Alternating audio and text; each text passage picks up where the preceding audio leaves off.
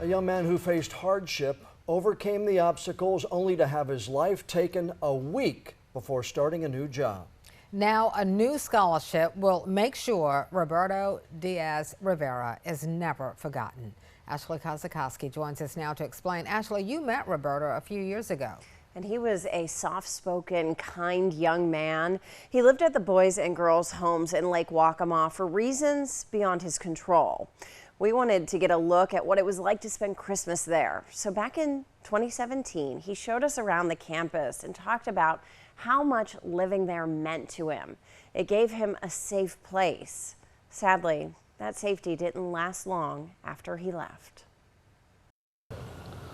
On a rainy day at the Boys and Girls Homes, Roberto Diaz Rivera saw his future as something bright. Just a lot of blessings that are going to come. Unfortunately, those blessings didn't last. If he'd had a longer life, he probably would have accomplished much greater things, and that's sad that he will never have that opportunity.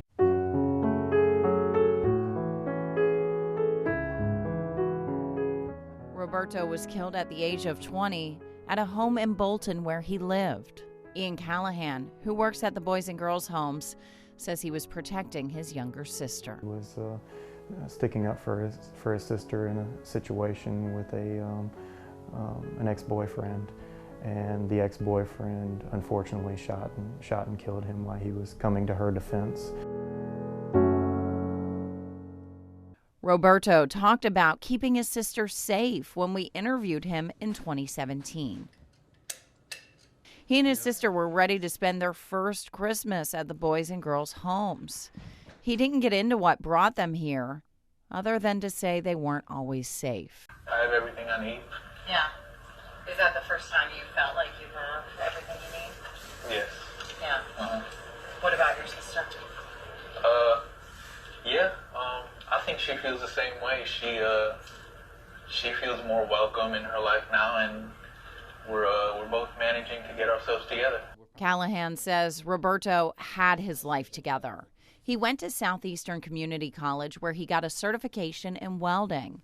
He had a start date for a new job the week after his death. It's one of those moments, unfortunately, you remember where you were when you heard about it. Just kind of felt like the air had been sucked out of myself. Callahan says the staff and children were devastated. So it was a tough day, and I would like to say actually it was a tough day, but it was more of tough several months. The loss so traumatizing because Roberto was such a kind, caring person. It's always hurtful when a young person passes away before their time, but especially somebody of the caliber of Roberto that was always helping and asking people how they felt and how they were doing.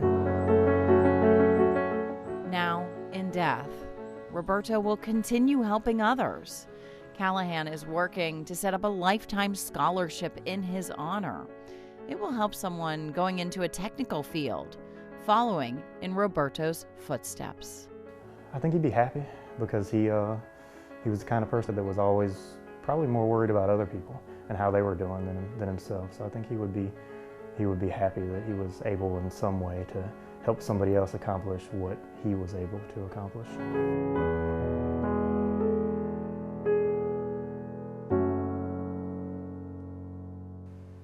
Callahan has a long way to go to set up a lifetime scholarship. He needs to raise $25,000.